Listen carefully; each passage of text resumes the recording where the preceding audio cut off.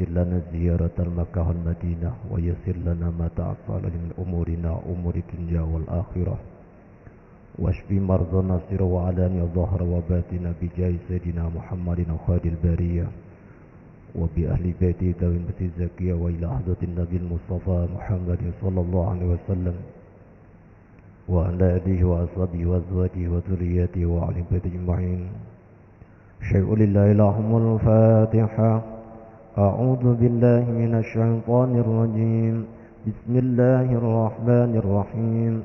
الحمد لله رب العالمين الرحمن الرحيم مالك يوم الدين إياك نعبد وإياك نستعين اهدنا الصراط المستقيم صراط الذين أنعمت عليهم غير المغضوب عليهم ولا الضالين آمين. ثم إلى حضرة جميع الأنبياء من الملائكة المقربين وإلى حضرة سادتنا أبي بكر وعمر وعثمان وعلي وطلحة حسن الساعد وأبي رحمنا وأبي عمبرة عميد جنوز أول ثم إلى أئمة مجتهدين ومقلدين من عميد والفقهاء المحدثين والقراء المفسرين والأسرار المحققين ثم إلى حضرة جميع الأولياء الله تعالى من مشارق مغاربها باربها بشمالهم وخصوصا إلى حضرة سيدنا أبي بكر أبو العباس من الصلاة والسلام إلى حضرة سيدنا الله سلطان الشيخ عبد القادر الجيلاني وإلى حضرة بغاثي أبي حسن الشاذلي وإلى حضرة شيخ جناب بغدادي وإلى حضرة شيخ رفاعي وإلى حضرة سيد السفي وإلى حضرة شيخ معروف القرخي وإلى حضرة شيخ حبيب الأجمي وإلى حضرة شيخ الصمداني وإلى حضرة شيخ مدين السبت البخاري وإلى حضرة إمام البخاري وإلى حضرة إمام مسلم وإلى حضرة جميع الأولياء في بلادنا وخصوصا أولياء الإسلام ونصوصا إلى حضرة شيخنا خليل وإلى حضرة عبد الحميد وإلى حضرة هاشم أشعري وإلى حضرة رسول الله وإلى بيتي سمسوري وإلى حضرة ياي أحسن شمس العارفين وإلى حضرة شمر الزين عبد الغني وإلى حضرة شكرين ثم إلى حضرة سيدنا فك مقدم وعفورهم ثم إلى حضرة سيدنا صابر سيدنا حبيبي عبد الله الحداد وصوافرهم ثم إلى حضرة الشريف هداة الله سنة نجاتي ثم إلى أرواح آبائنا وأمهاتنا وأجدادنا وجدتنا وجمع شيخنا ومعلمنا وأساتذتنا وأساتذة جمع المسلمين علينا ونصوصا إلى حضرة شيخنا كنجي مسعود علي.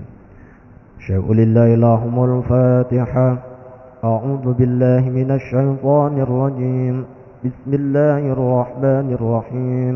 الحمد لله رب العالمين الرحمن الرحيم مالك يوم الدين إياك نعبد وإياك نستعين اهدنا الصراط المستقيم صراط الذين أنعمت عليهم غير المغضوب عليهم ولا الضالين رب اغفر لي ولوالدي وللمؤمنين آمين. السلام عليكم ورحمة الله وبركاته. بسم الله الرحمن الرحيم. الحمد لله الذي وفقنا لأداء أفضل العبادات وهدانا إلى سبيل اكتساب أكمل السعادات وأشهد أن لا إله إلا الله وحده لا شريك له رب الأراضين والسماوات وأشهد أن سيدنا محمدا عبده ورسوله المؤيد بأفضل الآيات والمعجزات.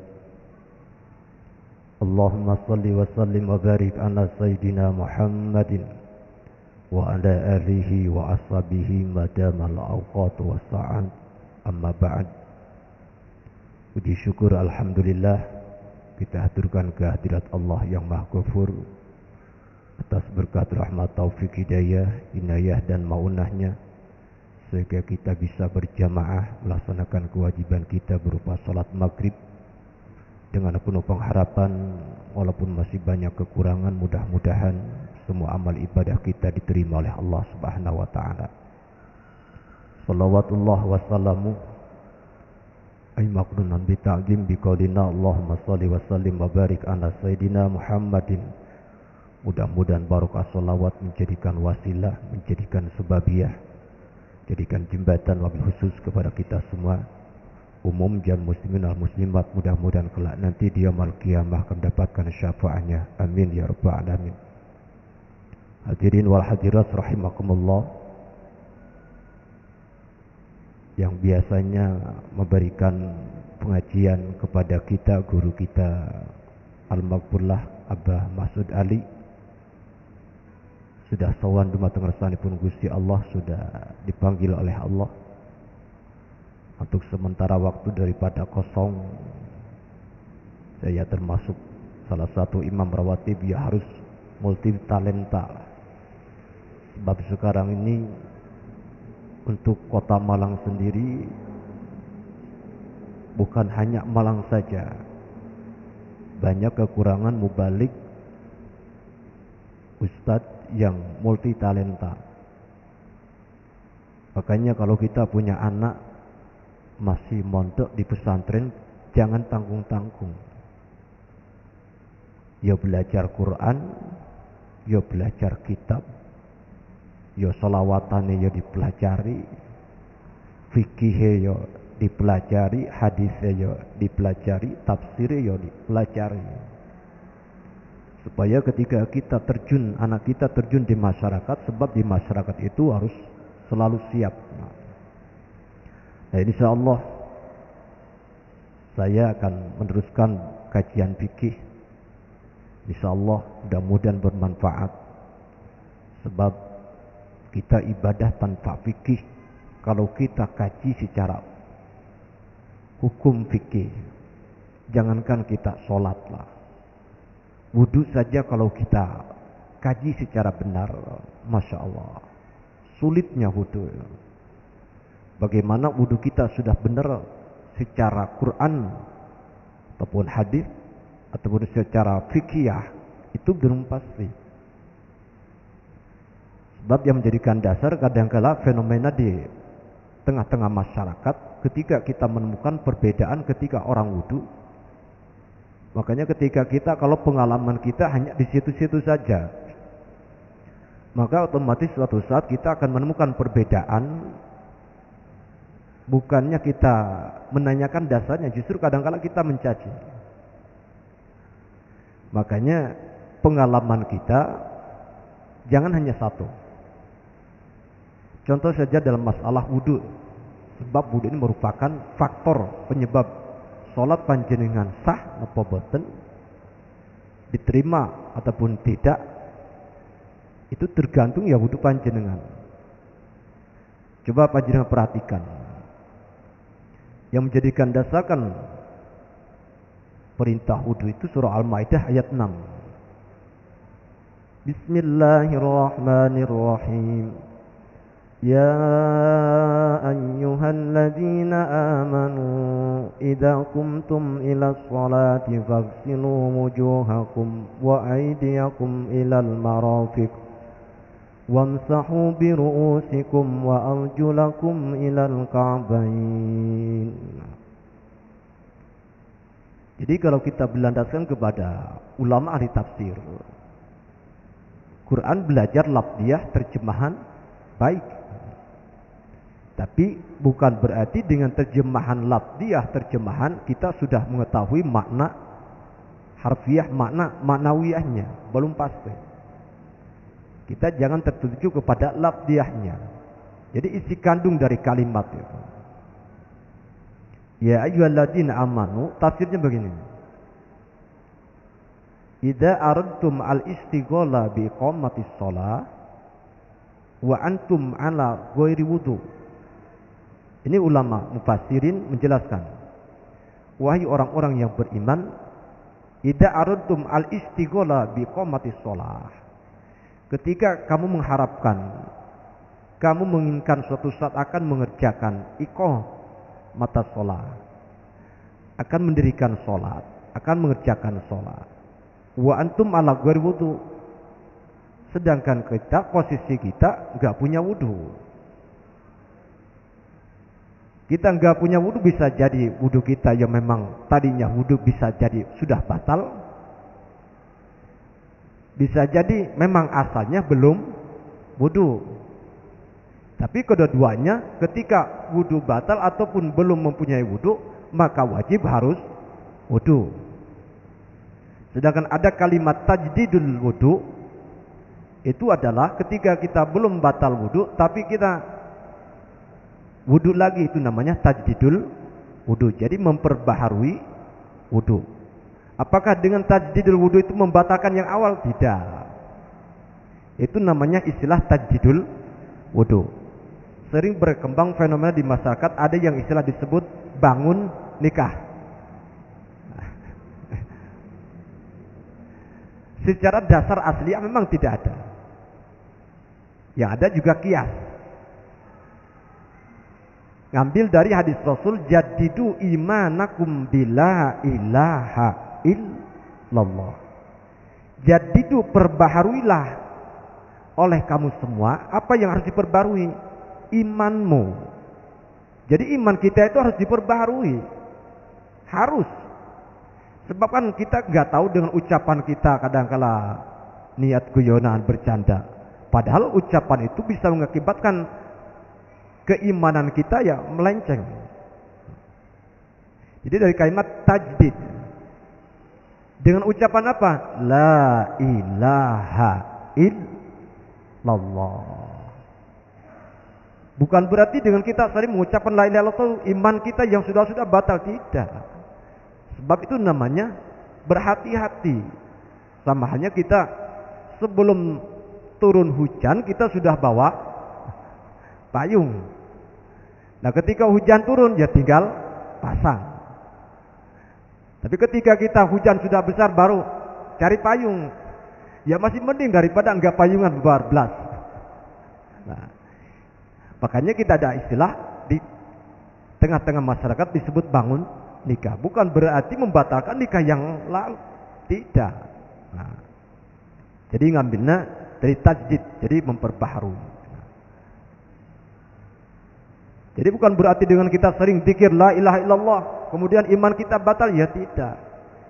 Ketika misalkan rumah saja sudah banyak yang bocor, kemudian enggak cepat-cepat ditambah, genteng bocor langsung enggak diganti, dibiarkan begitu saja, ya lama kelamaan ya ambruk, ya berarti ya rusak. Jadi sebelum rusak total parah, nah langsung.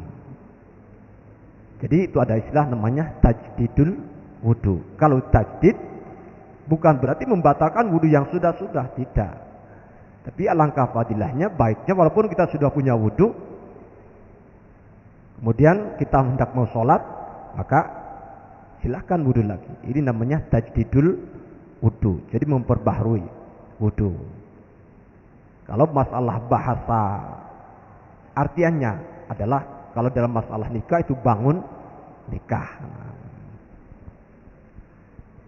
Jadi tak kembali kepada tafsir yang tadi.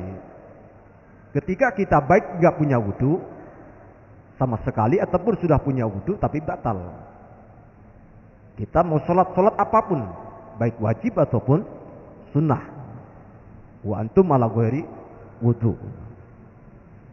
Jadi perintah ayatnya bagaimana? Faghsilu wujuhakum wa aydiyakum ilal marafiq.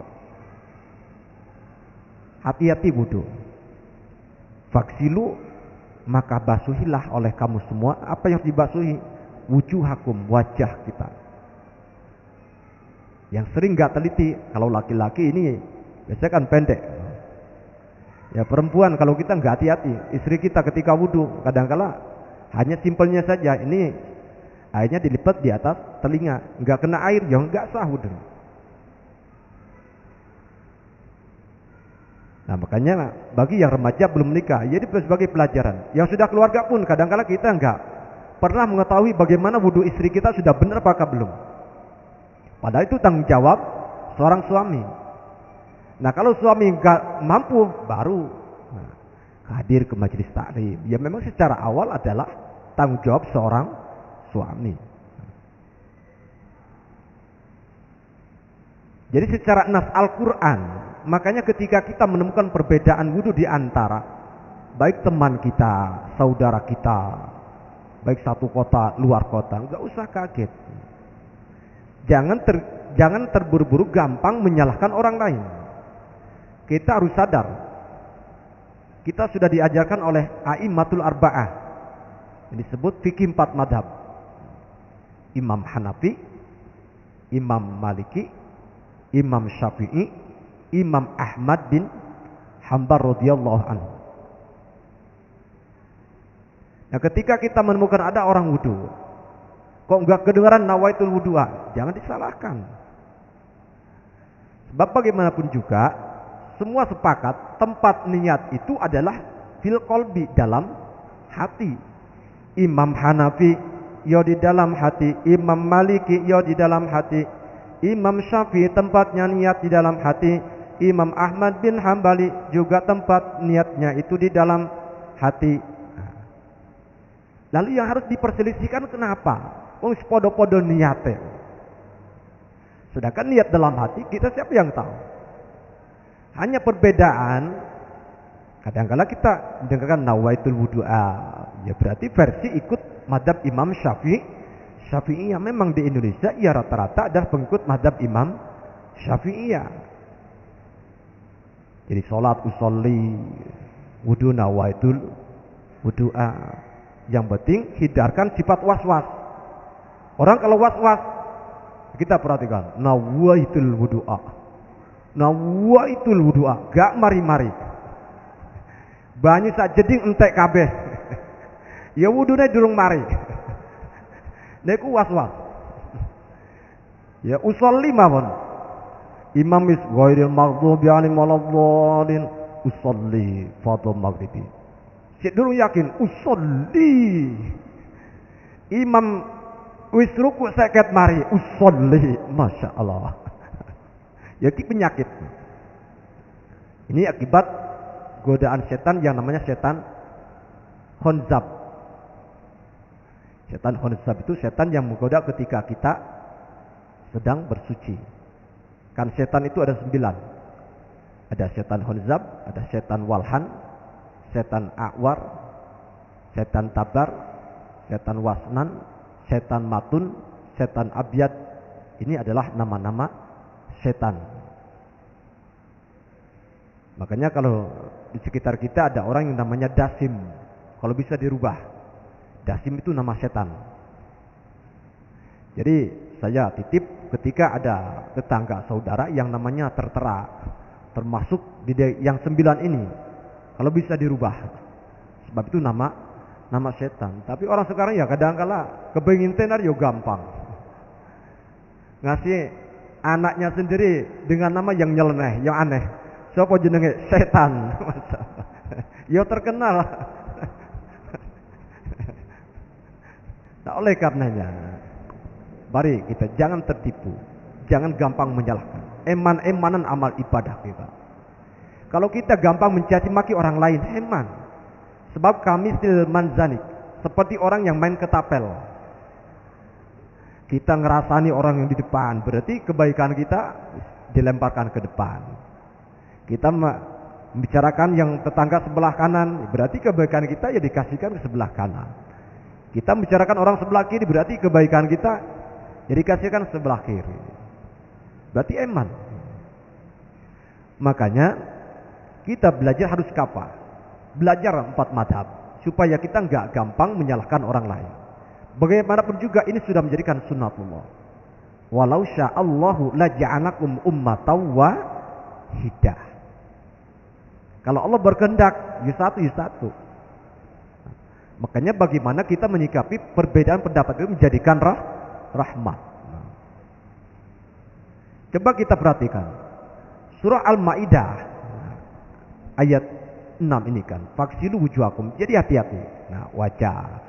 Sedangkan niat itu yo wis gak usah mempermasalahkan niat. Hanya Imam Syafi'i saja nawaitul wudu'a talafud bil lisan.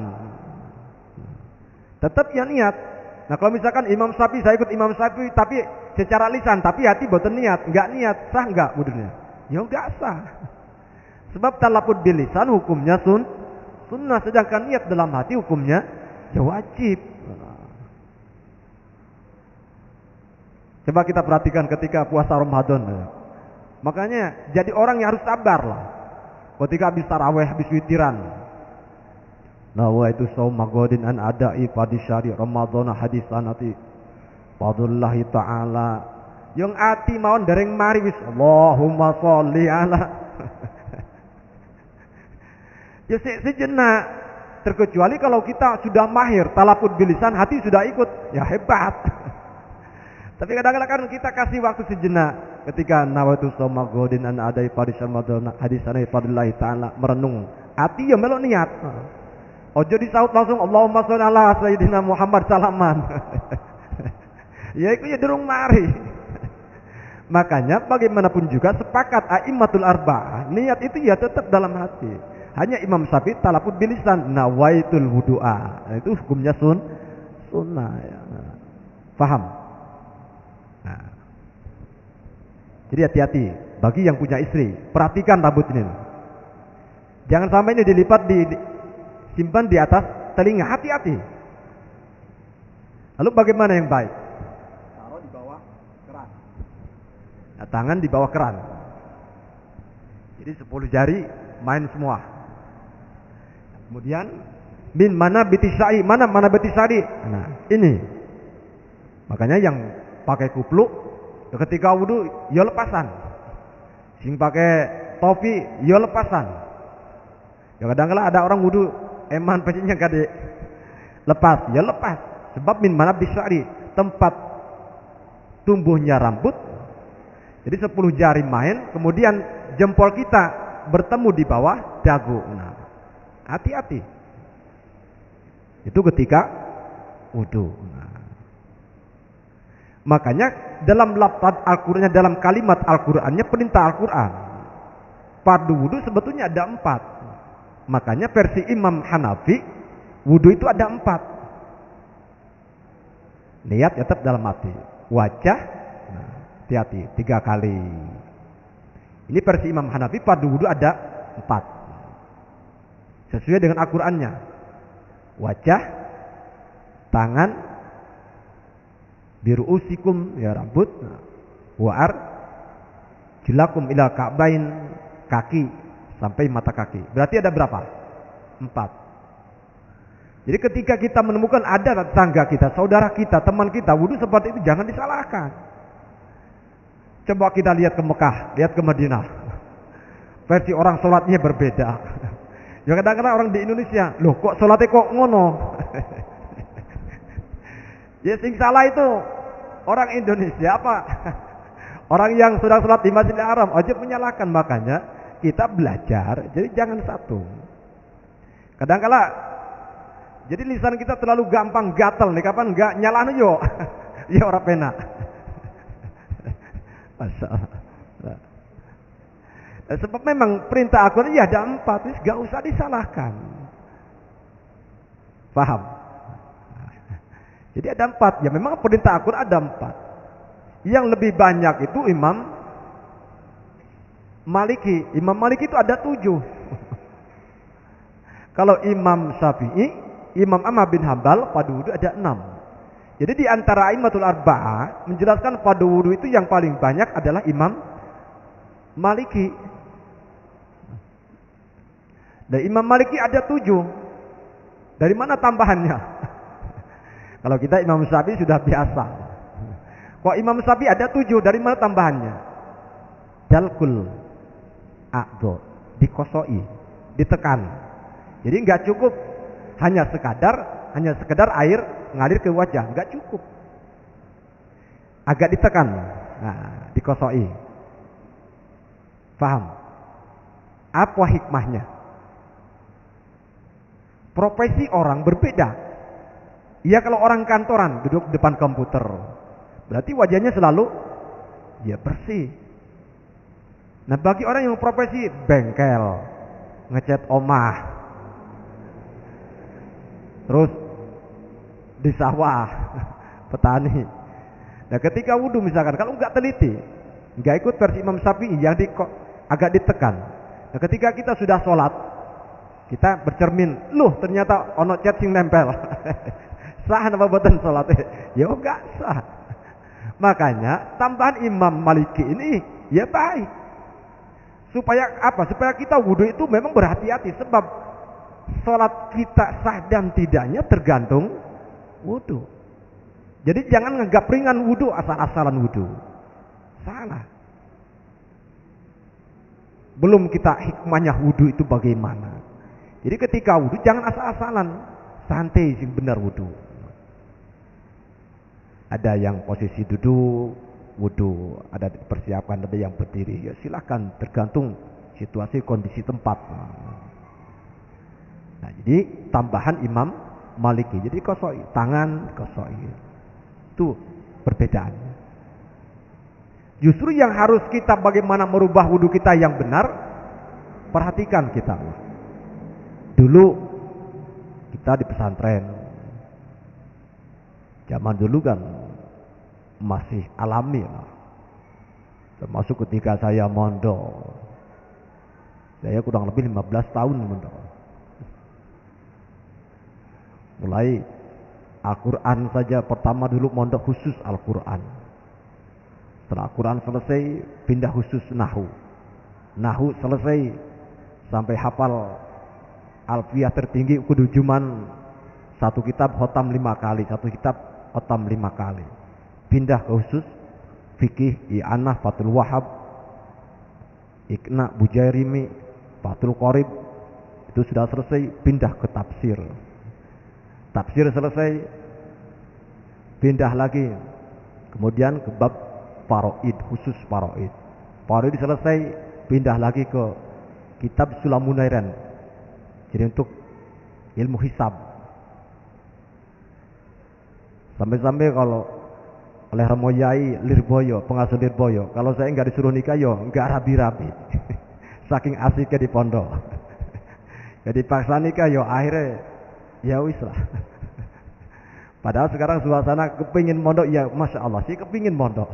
Tapi kalau sekarang sudah terbentur karena sudah terjun di masyarakat itu sulit. Bayangkan, untuk sekarang, mohon maaf, yang multi talenta, menguasai segala lini ilmu, itu sulit. Ada yang hafal Quran, Qurannya bagus, tapi belum bisa belajar tausiah.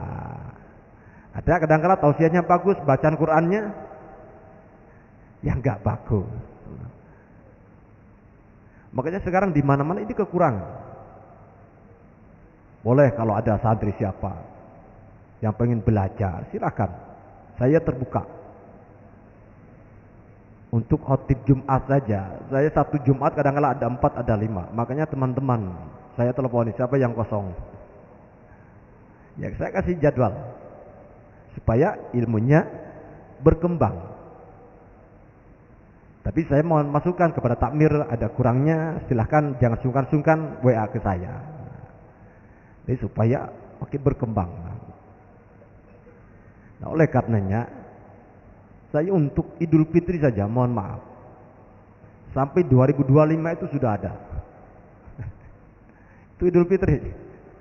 Idul Adha 2024 saya baru kosong. Ya berarti ya, kenapa kok sekarang? Padahal ya sama, saya sering ngutus badal, kemana-mana ngutus badal.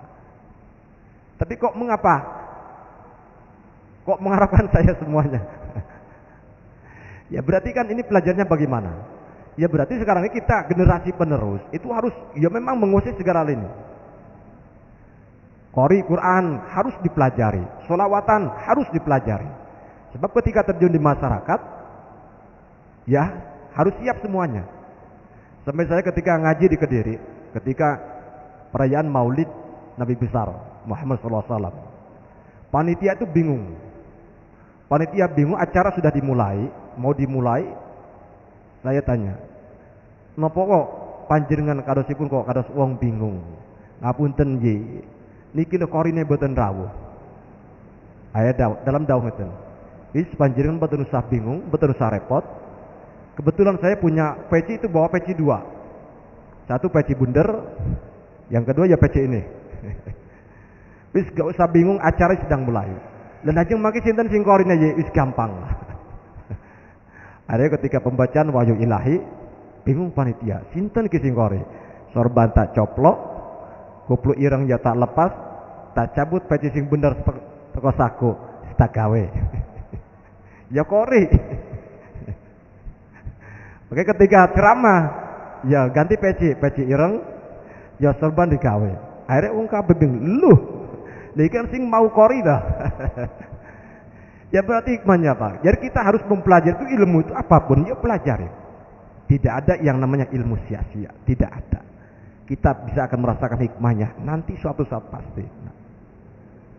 Dah, kembali lagi kepada bahasan lah, supaya kita fokus masalah fikih ya. Jadi tadi versi Imam Maliki ada berapa? 7 kosoi. Nah, supaya kalau ada kotoran yang nempel rontok semua.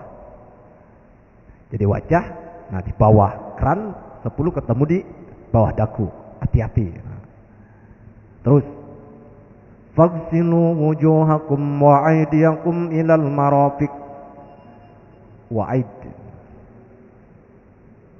Iya kalau dulu pondok kolam besar wudu ya pakai air kolam. Secara keabsahan wudu terjamin sesuai Al-Quran. Sebab perintah Al-Quran wudu itu adalah bagaimana? Wa aidiyakum, telapak tangan kita. Mana yang namanya aid? Ya ini. Wa aidiyakum ilal marafiqi. Nah, ilahnya itu adalah ilah lil intiha. Kalau dalam bait alfiyah lil intiha hatta walamun wa ila. Nah. Jadi startnya itu adalah di telapak tangan, finishnya di sikut. Jadi makna ilah di situ adalah ilal marafiqi sampai sikut. Nah, otomatis kalau wudu kita pakai air kolam, berarti wudu kita ya sesuai, ya telapak tangan sampai sikut, berarti sudah berurutan. Nah, ketika zaman sekarang gak jauh-jauh saya memperhatikan di Masjid Sabilillah sajalah. Gak usah yang jauh. Saya perhatikan yang wudu. Wis 99% rata-rata yang wudu pakai keran, kira-kira telapak tangan dulu apa sikut dulu? Ayo kita akui sajalah. Ayo, wudu pakai keran. Kira-kira wudu kita itu telapak tangan dulu apa sikut dulu? Oh, saya perhatikan. Ya Allah. Jadi jangan anggap ringan. Wis rata-rata kalau kita enggak mulai dari sedetil ini ya kita akhirnya nganggap remeh. Padahal perintah Al-Quran wa aydiyakum ilal marafiqi, telapak tangan kita sampai batasnya sikut, berarti mulai telapak tangan, batas terakhir adalah sikut. Jadi startnya adalah telapak tangan, finishnya sikut. Nah dibalik, sikut di telapak tangan. Nah, wudu, kira-kira wudunya siapa itu? Ya wudunya para jamaah.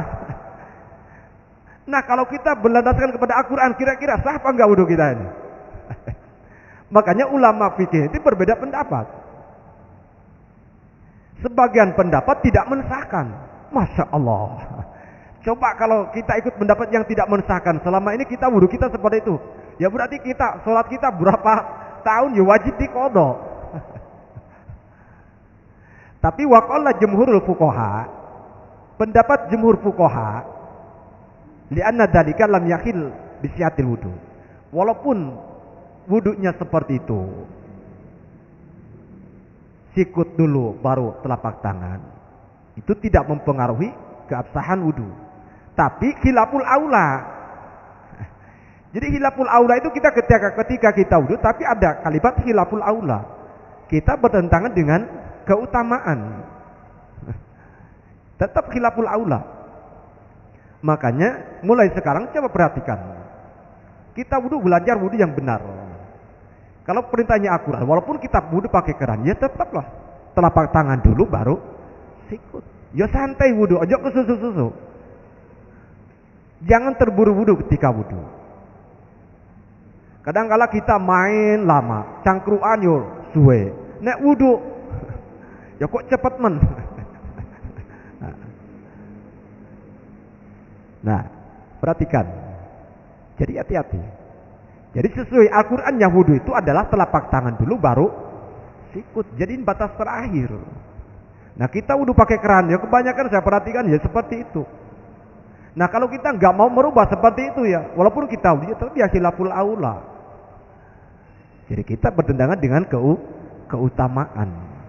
Nah padahal Konteks Al-Qur'annya seperti itu. Faghsilu wujuhakum wa aydiyakum ilal marafiq wamsahu bi ru'usikum. Di antara madzhabul arba'ah ini beda. Kalau Imam Syafi'i ya, walaupun berapa lembar, dan yang penting ada rambut yang basah, itu sudah dianggap sah. Bagi Imam Maliki ya tidak sah. Bagi Imam Hanafi ya tidak sah. Sebab bagi Imam Maliki, bagi pendapat Imam Hanafi, seluruh rambut dia harus basah, minimal sebagian rambut harus basah. Lalu wudunya bagaimana? Apakah kepala kita ditaruh di bawah keran? Oh ya, berarti 10 jari kita main. Kalau Imam Syafi'i cocoknya bagi anak-anak muda, yang biasanya malam minggu wakuncar, waktu kuncung, wis kadung rambut pakai minyak wangi. Pas datang waktu sholat isya, yo eman, kok ya luntur, akhirnya yo mek ngarepe tok yo basah. Masya Allah. Jadi kita jangankan sholat dulu ya susah. Wudu aja dulu kita belum tentu wudu kita ya benar. Makanya wudu, belajarlah wudu yang benar. Sebab ketika wudu kita benar, Masya Allah, itu akan berpengaruh kepada sholat kita. Sholat kita benar akan pengaruh akan kehidupan sehari-hari kita. Makanya Al-Quran, inna sholata tanha 'anil fahsya'i wal munkar. Sesungguhnya dengan melaksanakan sholat kita akan tercegah dari perbuatan keji dan mungkar. Tapi kadang-kadang ya kita STM aja sholat terus, maksiat ya jalan. Ya berarti sholat kita ya durung benar. Makanya mulailah dari wudu. Nah ini wudu. Jadi perbedaannya di situ aja. Kemudian kaki ilal ka'bain, ya sama. Kaki juga bukan dari mata kakinya dulu, ya sama ujung kakinya dulu.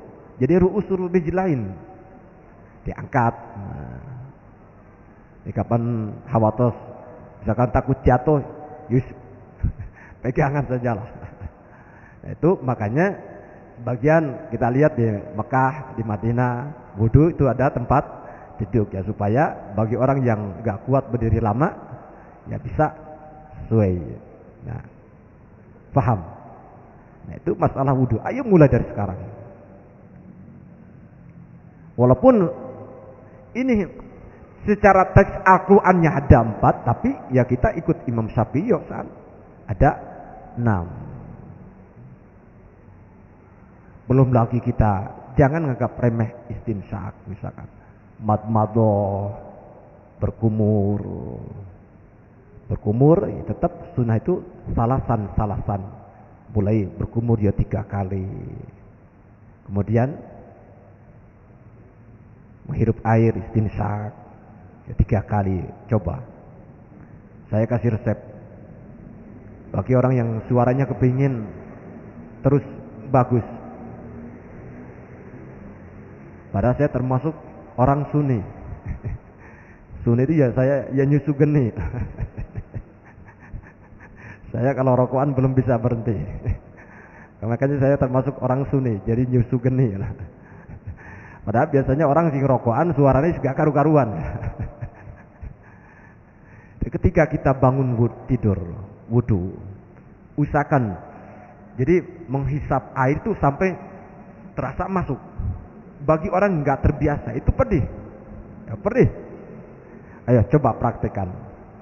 Tapi kalau sudah terbiasa nggak pedih, itu apa asrornya, rahasianya? Itu bisa jadi menghilangkan lendir-lendir yang terkandung di dalam. Itu termasuk gurah secara alamiah. Penyakit-penyakit polip, insya Allah. Yang penting ya istiqomah. Padahal mulai kita membasuh telapak tangan saja, sebelumnya kita wudu, ya hati-hati. Telapak tangan dibersihkan, ada kuku-kuku yang hitam, dilihat. Ada doanya, ada. Allahumma fadjadaya an ma'asika kulliha. Ya Allah, Engkau jaga kedua tangan saya ini jangan sampai bermaksiat kepadamu ya Allah. Makanya dengan hikmah kita, la yaruddul qadaru illa doa, tidak akan yang bisa menolak takdir terkecuali dengan doa. Jadi tangan juga perlu didoakan. Allahumma sajjada ya masika kuliah, ya Allah, Engkau jaga kedua telapak tangan saya dari selalu bermaksiat kepadamu. Sebab tangan ini adalah pusatnya. Apapun orang bermaksiat ya pakai tangan. Ayo. Sing mendat, sing nyuri, napa mawon, ya tangan. Apapun ya padahal di tangan. Makanya baca doanya, Allahumma fajjadaya an ma'asika kulliha. Nah, ketika kita berkumur, Allahumma askini min haudi nabika sallallahu alaihi wasallam hatta la nadmau ba'da abada.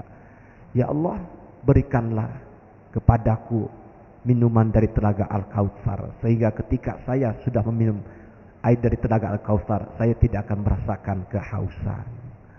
Itu ketika kita berkumur. Kemudian istinsak, Allahumma arihni raihatal jannah. Ya Allah, berikanlah kepada saya, hidung saya ini bisa mencium aromanya surga. Nah, itu ketika hidung kita. Ya, jadi pertanyaan, kita hafal apakah enggak doanya nih? Makanya jangan meremehkan doa. Nah, jadi hidung ada doanya.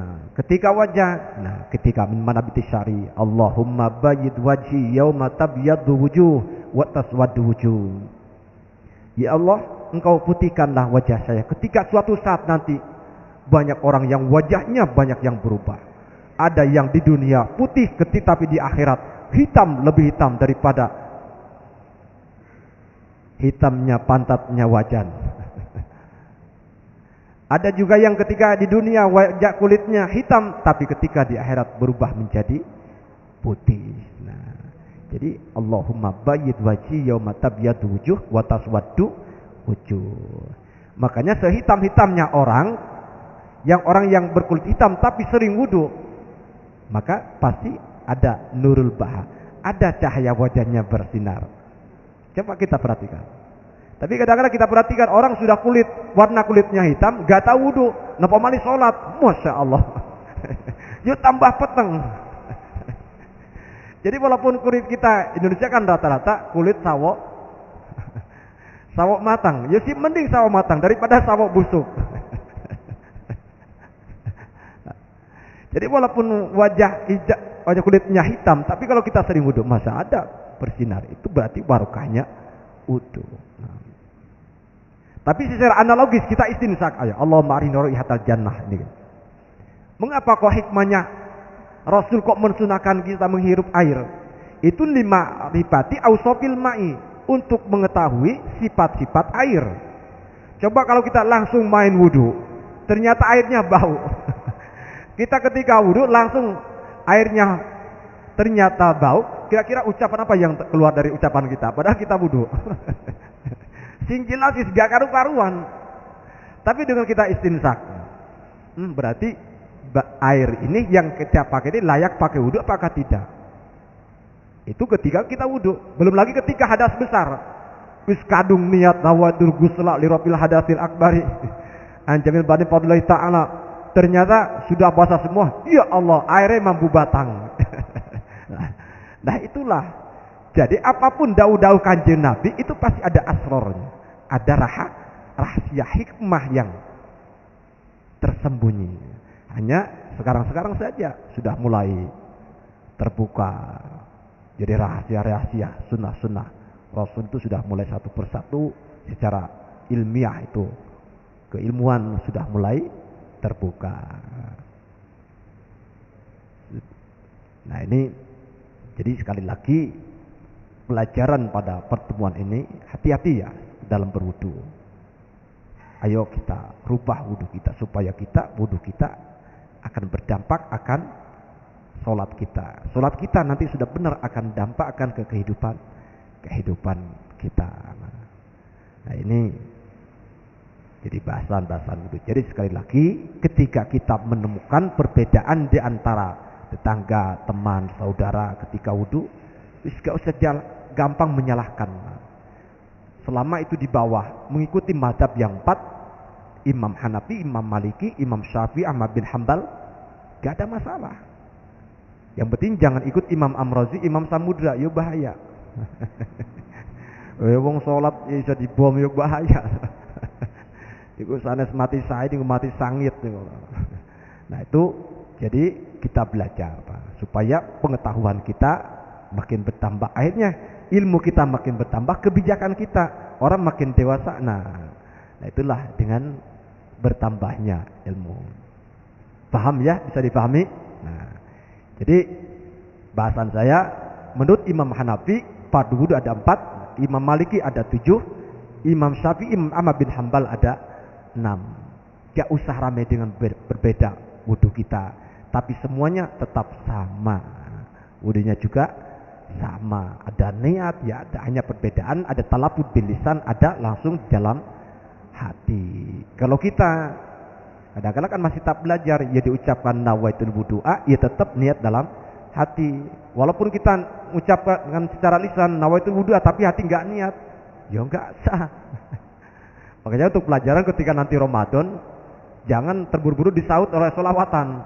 Nawaitu shauma ghadin an ada ifadi syahri Ramadan hadisan fadlai ta'ala. Berhenti sejenak supaya hati kita niat dulu. Ya kadang-kadang secara lisan nawaitu shauma ghadin an ada ifadi syahri Ramadan hadisan fadlai ta'ala. Allahumma sholli ala. Yo niatnya yo kapan hati ini? Tapi ini kapan wis hebat? Bisa bareng antara lisan dengan hati wis hebat. Tapi kalau kita tanyakan, ngapunten jenengan iki ten ati jenengan niat apa dereng lho. Nah ini hati-hati ketika kita melafalkan niat. Untuk bahasan lebih lanjutnya ya insyaallah kita lanjutkan belajar supaya pemahaman kita, belajar fikih 4 madhab sajalah, supaya pengetahuan kita makin luas, kita enggak gampang menyalahkan amaliyah orang lain, fokus untuk diri kita sendiri, saudara kita, teman-teman kita. Tapi ketika kita ke satu daerah ada perbedaan, oh berarti ikut madhab ini. Tapi yang penting jangan sampai nganggap misalkan sholatnya ikut wudunya Imam Syafi'i, pembatalannya ikut Imam Hanafi, nanti sholatnya ikut Imam. Nah itu gak boleh. Tapi untuk pengetahuan, nah itu saja. Nah, mudah-mudahan yang saya sampaikan ada hikmah dan manfaatnya khusus bagi kita semuanya. Al-Fatihah. Allahumma salli wa sallim wa barik ala sayyidina habibina syafi'in rabbil alamin hamdalillah fi mazidah ya rabbana karamkan ma'al sultanik. Allahumma inna nas'aluka ilman nafi'a wa na'udzubika min 'ilmin la yanfa' wa qalbin la yakhsha wa du'an la yusma' an tadnawabat taswa turfa. Allahumma inna nas'aluka an tulhimana uluman laduni waj'al lisanana lisanan fasli qiraatil qur'ani wal hadits walhamdulillahi rabbil alamin. Subhanakallahumma bihamdika asyhadu an la ilaha illa anta astaghfiruka wa atubu ilaik. Assalamualaikum warahmatullahi wabarakatuh.